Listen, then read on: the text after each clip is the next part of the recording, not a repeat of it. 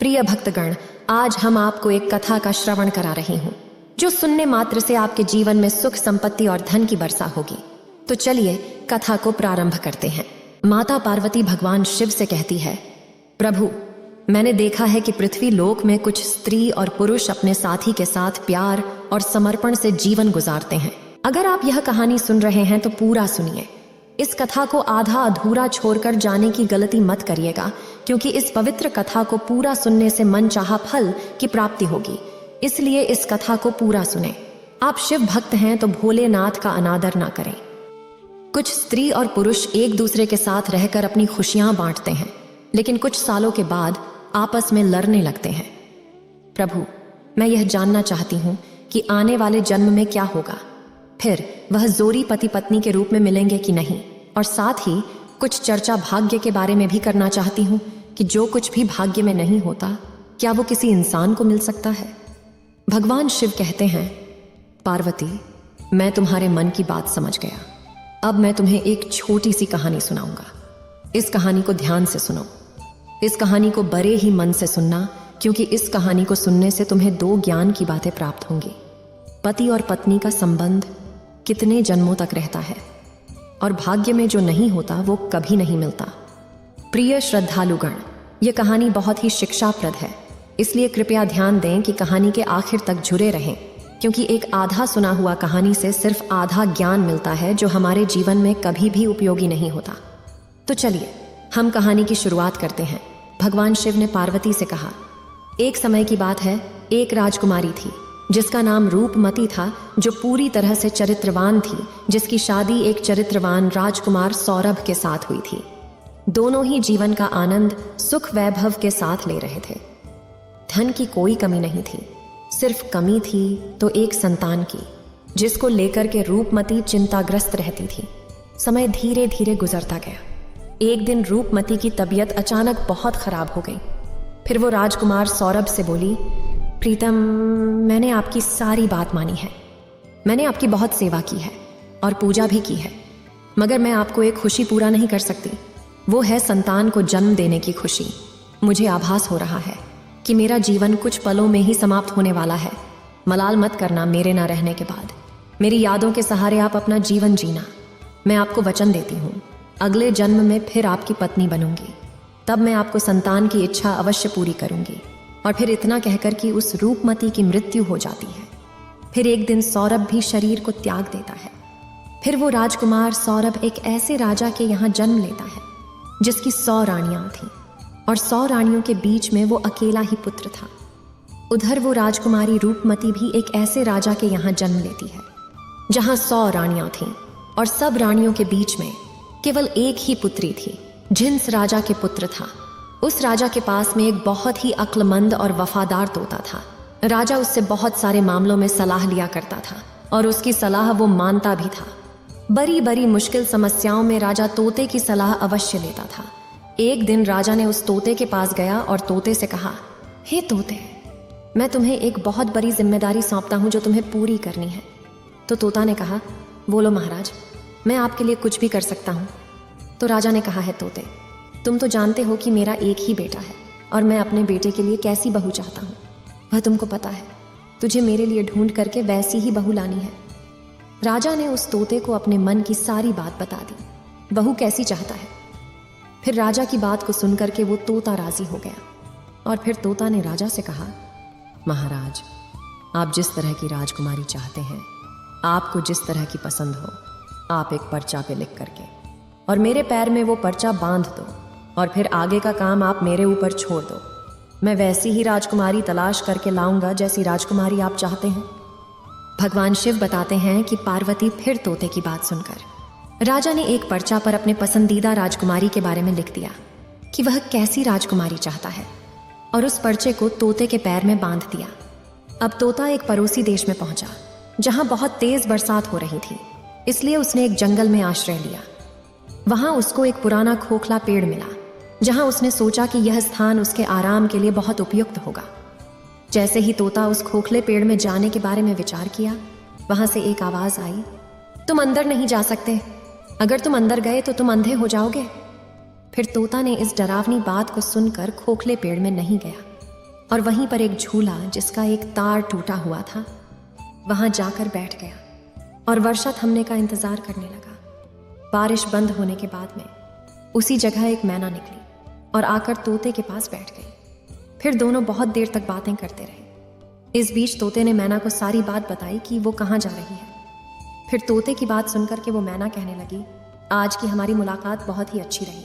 और फिर वो तोते से आगे कहती है कि आप अपने मालिक के प्रति जीतने वफादार हैं, मैं भी अपने मालिक के प्रति उतनी ही वफादार हूँ। आप अपने राजा के बेटे के लिए एक ऐसी राजकुमारी की तलाश कर रहे हैं जो उसके अंदर सभी गुण हो, तो मैं भी अपने राजा की बेटी यानी राजकुमारी के लिए ऐसे राजकुमार की तलाश में निकली हूँ जिसके अंदर सारे गुण हो।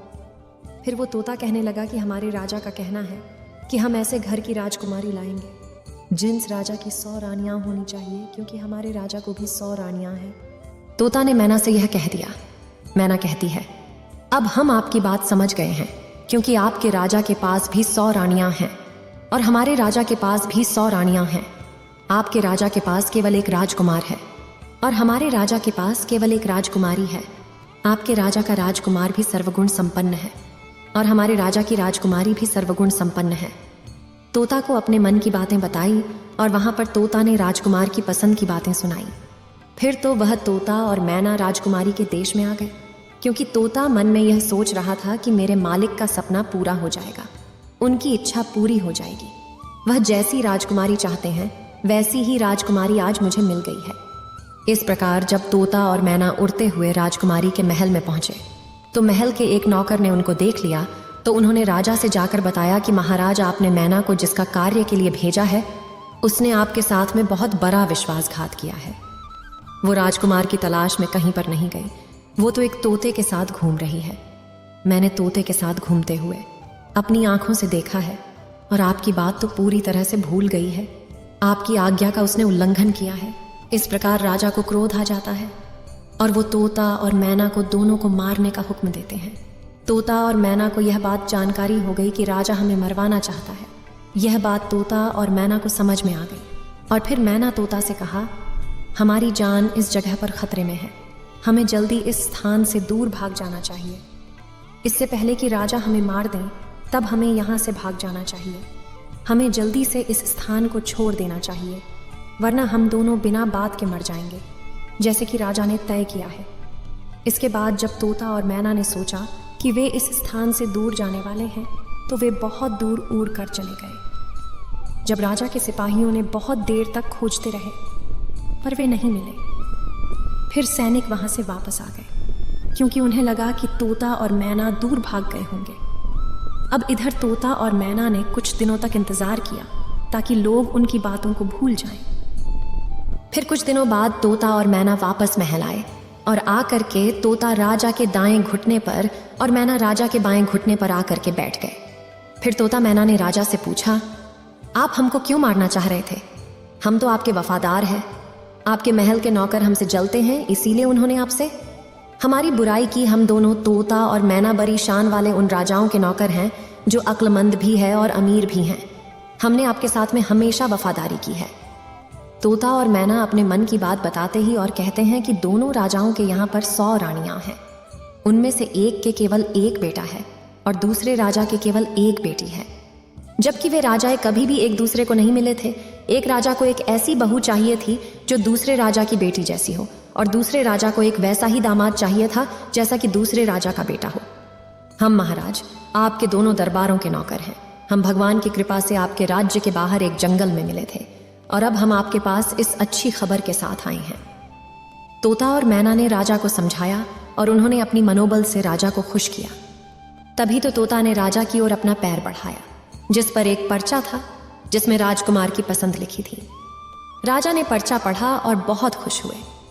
पहले उन्हें तोता और मैना पर विश्वास नहीं था, फिर दोनों का एक साथ देख करके राजा को तोता मैना पर विश्वास हो गया। फिर राजा ने तोते के पैर से राजकुमार की सही तस्वीर निकाली और अपनी रानियों के पास में भेज दी और कहा, ये तस्वीर देख करके बताए कि राजकुमारी के लिए ये राजकुमार कैसा है, क्या सभी रानियां राजकुमार को पसंद करती है या नहीं। कुछ दिन बीत गए पर तस्वीर वापस नहीं आई। राजकुमारी को वो तस्वीर बहुत ही पसंद आई और फिर वो राजकुमारी उस राजकुमार की तस्वीर को अपने हाथ में ही लिए रखती थी। खैर, कुछ दिनों के बाद में रानियों की तरफ से जवाब आया कि राजकुमार सबको पसंद है, अब उसकी शादी जल्दी ही हो जानी चाहिए, क्योंकि राजकुमारी तो राजकुमार को देखे बिना ही फोटो से पसंद कर ली है। राजा ने तोते से कहा कि तुम अपने राजा के पास यह संदेश पहुंचा दो कि एक राजकुमारी ने पसंद कर लिया है और वह चाहता है कि वे 4 महीने के भीतर शादी के लिए आ जाएं। तोते ने अद्भुत आदर के साथ राजा को प्रणाम किया और फिर अपने देश की ओर उड़ गया। जब उसने अपने राज्य में पहुंचा तो तोते ने राजा को अपनी यात्रा की सारी कहानी बताया। राजा ने खुशी खुशी सुना और मन ही मन सोचने लगा कि आज मेरा सपना पूरा हो गया, और वह राजकुमारी को अपने बेटे के लिए पा लिया। इसके बाद राजा ने तुरंत इस शानदार मौके को शानदार तरीके से मनाने के लिए आदेश दिया।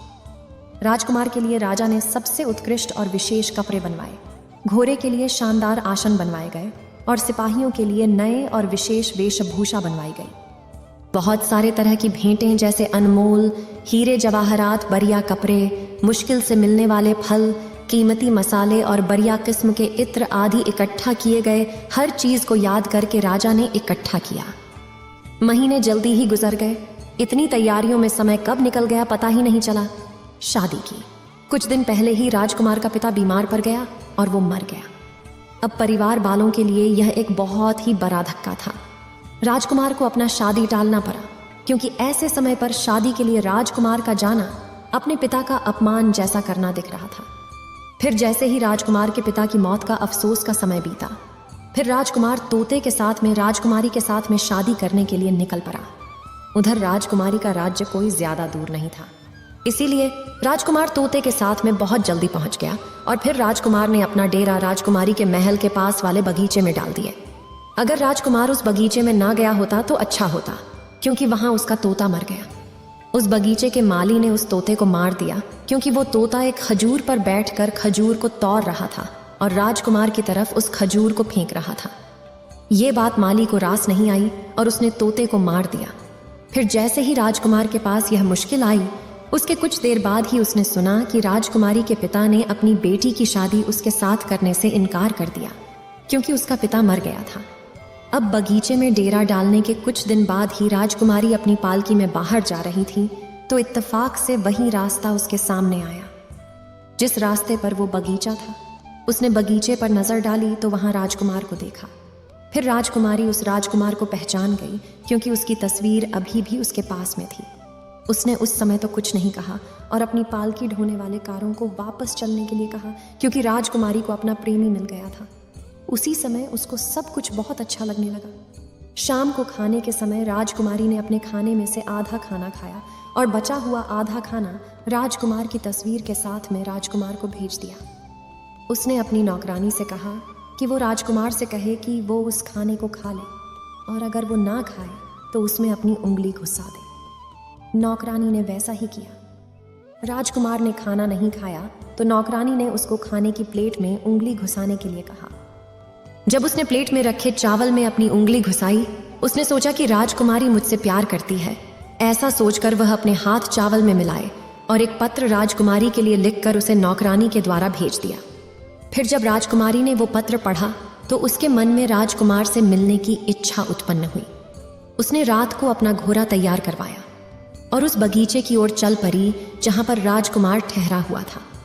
तभी राजकुमारी ने कहा, मैं तुमसे बहुत प्यार करती हूँ और इसीलिए मैं छिपकर तुम्हारे पास आई हूँ। मेरे पिता मुझे तुमसे शादी करने की इजाजत नहीं देंगे। चलो अपना घोड़ा तैयार करो और मुझे अपने साथ अपने राज्य ले चलो, जहां हमारा कोई कुछ नहीं बिगाड़ सकता। तब राजकुमार और राजकुमारी दोनों ही घोड़े पर सवार होकर के राज्य से बाहर की तरफ चल दिए और वो एक ऐसे स्थान पर जा पहुंच गए जहां पर उनकी जान बहुत बड़े खतरे में पड़ गई। वो जीस नगर में पहुंचा। उस जगह पर एक जादूगरनी रहती थी। उसकी भी एक बेटी थी। जैसे ही उसकी बेटी ने राजकुमार को देखा तो जादूगरनी की बेटी उस राजकुमार से प्रेम कर बैठी और उससे शादी करने की सोच ली। अब वो जादूगरनी मन में सोचने लगी कि शादी राजकुमार के साथ कैसे होगी। फिर उसने एक तरकीब सोची। फिर वो जादूगरनी की लड़की अपने मन में विचार करने लगी, आखिरकार मेरी शादी इस राजकुमार के साथ कैसे होगी। फिर उसने एक तरकीब सोची और अपनी माँ जादूगरनी से राजकुमार और राजकुमारी को अपने घर खाने के लिए बुलाने के लिए कहा और फिर अपनी बेटी की बात को मान करके उस जादूगरनी ने राजकुमार और राजकुमारी को अपने घर खाने के लिए बुलाया। जब राजकुमार और राजकुमारी उस जादूगरनी के घर जाकर खाना खाने गए तो जादूगरनी ने राजकुमार को एक कमरे में बुलाया और उसके गले में एक लठ का फंदा डाल दिया। जब फंदा डाला गया तो वो राजकुमार, जो पहले एक इंसान था, एक भैंस के रूप में बदल गया और फिर दूसरे दरवाजे से जादूगरनी ने उस भैंस को घर से बाहर ले जाकर एक सुरक्षित स्थान पर बांध दिया। वहां वो अपनी बेटी के साथ भी था। अब राजकुमारी खाने के बाद अपने राजकुमार को खोजने लगी, लेकिन वो भैंस बन चुका था। उसे कैसे ढूंढती? पूरे दिन वो भैंस थे जो जादूगरनी की बेटी के पीछे घूमते रहते थे। जादूगरनी की बेटी जहां भी जाती वह भैंस उसके पीछे जाता। जादूगरनी की बेटी रात को भैंसे के गले से वो रस्सी का फंदा निकाल देती थी, जिससे वो राजकुमार बन जाता था और भैंसे का रूप खत्म हो जाता था। और जैसे ही सुबह होता था वैसे ही वो रस्सी का फंदा फिर राजकुमार के गले में डाल करके उसे भैंसा बना देती थी और दिन भर उसे बाहर घूमती थी। उधर राजकुमारी को राजकुमार से बिना मिले कई दिन हो गए थे। राजकुमारी पागलों की तरह अपने राजकुमार को ढूंढ रही थी। वो बहुत ही दुखी थी। उसको पता ही नहीं था कि अब वो करे तो क्या करे। आखिरकार राजकुमार उसको छोड़कर कहाँ चला गया। कभी राजकुमारी मन में सोचने लगती कि राजकुमार ने मुझे धोखा दे दिया, कभी सोचती कि मुझे धोखा नहीं दे सकता है, वो मुझे बहुत प्यार करता है, मैं भी उससे बहुत प्यार करती हूँ, कहीं ऐसा तो नहीं किसी ने उसका कत्ल कर दिया हो। उस राजकुमारी ने एक आदमी का रूप धारण किया और उस नगर के राजा के पास गई और उससे अपने मन की बात कही। उधर राजा राजकुमारी की शक्ल, सूरत और बोलने के ढंग से बहुत ही प्रभावित हुआ। फिर राजा ने अपने दरबार में उस राजकुमारी को कोतवाल के पद पर नियुक्त कर दिया। जब वो राजकुमारी कोतवाल बन जाती है, क्योंकि कोतवाल का आना जाना बहुत सारे घरों में होता है, इसलिए उसे बहुत सारे घरों के अंदर बाहर के रहस्य मालूम होते हैं। इस प्रकार वो राजकुमारी कोतवाल बनकर राजा के यहाँ काम करने लगी। समय धीरे धीरे बीतता गया, कई साल बीत गए। फिर एक दिन राजा की मृत्यु हो जाती है। उधर सभी नगरवासी उस कोतवाल को राजा बना देते हैं, क्योंकि उस कोतवाल राजकुमारी का व्यवहार जनता के प्रति बहुत ही अच्छा था। फिर एक दिन उसी नगर से एक व्यक्ति एक भैंसा खरीदने के लिए उस राजा रूपी राजकुमारी के पास आया, तो राजा रूपी राजकुमारी ने उस व्यक्ति का भैंसा खरीद लिया। वो भैंसा बहुत ही काम का था। वो किसी भी खोई हुई चीज को सूंघ करके बता देता था। एक दिन अचानक वो भैंसा कहीं गुम हो गया। फिर तो राजा ने उस नगर में सूचना भिजवा दी कि इस नगर में जितने भी भैंसे हो सबको यहाँ पर इकट्ठा किया जाए। उधर ये सूचना उस जादूगरनी के पास भी पहुंची। अब सभी नगर के राजा के सामने एकत्रित हुए, मगर उस जादूगरनी ने अपना भैंसा, जो कि एक राजकुमार था, उस राजा के दरबार में नहीं भेजा। फिर जब सैनिकों ने राजा रूपी राजकुमारी को जादूगरनी के द्वारा अपना भैंसा नहीं भेजने की बात बताई, तो राजा रूपी राजकुमारी एकदम से भड़क गई और उसने जादूगरनी सहित उस भैंसे को जबरदस्ती बुलवाया। उधर जैसे ही सैनिकों ने उस भैंसे के गले में परी हुई रस्सी को जोर से खींचा, वैसे ही वो रस्सी उस भैंसे की गर्दन से निकल गई और रस्सी गर्दन से निकलते ही वो भैंसा जो था एक राजकुमार के रूप में परिवर्तित हो गया और वह तुरंत उस राजकुमार से मिली। उस जादूगरनी बुढ़िया को पकड़वाकर उस राजा रूपी राजकुमारी ने उसके पास ले जाने में मदद की। तब राजकुमारी ने सभी नगरवासियों से कहा कि उसे अपने राजकुमार से मिलने के लिए एक आदमी के रूप में रहना पड़ा था। मैं एक औरत हूँ, इसलिए आज से आप सभी हमारे राजकुमार को अपना राजा और हमें अपनी रानी मानो। नगरवासी खुश होकर उस राजकुमारी को रानी और उस राजकुमार को अपना राजा बनाने में सहमत हुए। अब उस राजकुमार को राजा बनने का मौका मिला और उस राजकुमारी को रानी बनाने का सौभाग्य प्राप्त हुआ, जबकि उस जादूगरनी बुढ़िया को सूली पर चढ़ा दिया गया और उसकी बेटी को हमेशा के लिए कैद में डाल दी गई। क्योंकि जो जादूगरनी की बेटी थी उसने पूर्व जन्म में अपने पति को झूठा दोष लगा करके एक राजा की कैद में डलवा दिया था, इसीलिए इसे जादूगरनी की बेटी को भी राजा के दंड का सामना करना पड़ा। फिर वो राजा और रानी बनकर के एक दिन घूमने के लिए जाते हैं और जब जंगल से होकर गुजरते हैं तो वो एक पेड़ के पास में आराम करने लगते हैं। वो पेड़ बरसों पुराना था। उस पर राजकुमार और राजकुमारी ने अपने पूर्व जन्म में एक प्रेम चिन्ह बनाया था जो पूरी तरह से सुरक्षित था। फिर तो उस राजकुमार और राजकुमारी की नजर जैसे ही उस प्रेम चिन्ह पर पड़ती है तो एकदम से दोनों को अपनी पुराने जीवन की सारी गाथा याद आ जाती है। पुराने जीवन की पुराने जन्म की सारी बातें याद आ जाती हैं और उनके जीवन में एक खुशी की लहर दौड़ जाती है। फिर वो राजकुमारी बोलती है, मुझे सब समझ में आ गया। मैं आपसे बहुत प्यार करती थी, आप भी मुझसे बहुत प्यार करते थे। मैंने आपकी बहुत सेवा की थी। केवल मेरे मन में एक ख्वाब था कि मैं आपकी खुशी के लिए एक संतान को जन्म नहीं दे सकी, लेकिन इस जन्म में फिर हम दोनों मिले हैं और पति पत्नी के रूप में मिले हैं, क्योंकि ये हमारा सच्चा प्यार था। इसलिए हम दोनों एक होकर मिले और मुझे पूरा यकीन है कि इस जन्म में भगवान हमारी मनोकामना सुनेंगे और आपको संतान का सुख अवश्य मिलेगा। भगवान शिव कहते हैं, पार्वती, समय चलते चलते सब पिछले जन्म के कर्मों का फल अवश्य मिलता है। और फिर वो राजकुमारी गर्भ धारण करती है और समय आने पर एक सुंदर संतान को जन्म देती है। इस प्रकार एक पत्नी अगले जन्म में आकर अपने पति को भी पाती है और पति की खुशी के लिए एक पुत्र रत्न को भी जन्म देती है। भगवान शिव कहते हैं, पार्वती, इस कहानी से पहली ज्ञान की बात ये प्राप्त हुई कि यदि स्त्री पुरुष आपस में सच्चा प्रेम करते हैं और आपस में तनक भी विरोधाभास नहीं होता, ऐसे पति पत्नी का रिश्ता जन्म जन्मांतर का होता है। वहीं अगर स्त्री पुरुष को धोखा देती है तो उसे भी धोखा मिलता है, और यदि पुरुष स्त्री को धोखा देता है तो पुरुष को भी धोखा मिलता है। इसलिए पति पत्नी का रिश्ता अटूट विश्वास का होता है। इसलिए एक दूसरे के साथ विश्वास बनाए रखना चाहिए, और जो स्त्री पुरुष विश्वास की डोर मजबूत रखते हैं वो हर जन्म में पति पत्नी के रूप में मिलते हैं। ऐसे जैसे एक समय पर एक राजकुमारी को अपने अगले जन्म में वही राजकुमार पति के रूप में प्राप्त हुआ और उसकी आवश्यकता थी जो संतान की प्राप्ति की गई थी। फिर उसे अगले जन्म में संतान का सुख भी प्राप्त हुआ। भगवान शिव कहते हैं कि पार्वती, इस कहानी से एक दूसरे जीवन का ज्ञान प्राप्त की। जो कुछ भी किसी के भाग्य में नहीं होता वह कभी नहीं हो सकता है, क्योंकि जादूगरनी की बेटी का चरित्र सही नहीं था। वह अपनी जादुई शक्ति का सहारा लेकर राजकुमार को प्राप्त करना चाहती थी, जो कि राजकुमार उसके भाग्य में नहीं था। इसलिए वह उस राजकुमार को प्राप्त नहीं कर सकी, क्योंकि जो भाग्य में नहीं होता वह कभी नहीं हो सकता। राजकुमार केवल उस राजकुमारी के भाग्य में था, इसलिए इतनी सारी कठिनाइयों के बावजूद भी उस राजकुमारी को उसके पूर्व जन्म के पति राजकुमार के रूप में प्राप्त हुआ। अब भगवान शिव कहते हैं कि पति पत्नी का रिश्ता जन्म जन्मांतर का होता है। इसलिए इस रिश्ते में हमें हमेशा पत्नी के प्रति विश्वास बनाए रखना चाहिए और पूरी तरह से एक दूसरे के आदर्श का पालन करना चाहिए। और जो कुछ भी हमारे भाग्य में नहीं होता वह चाहे हम कितना भी प्रयास कर लें, वो हमारे पास नहीं आता। इसलिए कभी भी गलत रास्ते पर न जाने की बजाय सही मार्ग पर चलने की कोशिश करनी चाहिए, अन्यथा हमें गलत परिणाम सहने पड़ सकते हैं। जैसे कि उस जादूगरनी की बेटी को राजा ने हमेशा के लिए कैद में डाल दिया और उसका सारा जीवन जेल में गुजर गया। इस वीडियो को बोलते समय कोई त्रुटि हो तो मैं क्षमा चाहती हूँ। उम्मीद है आप सभी को यह वीडियो अच्छी लगी होगी। अगर आप शिव के सच्चे भक्त हैं तो चैनल को सब्सक्राइब और वीडियो को लाइक करके कमेंट में हर हर महादेव लिख दीजिए।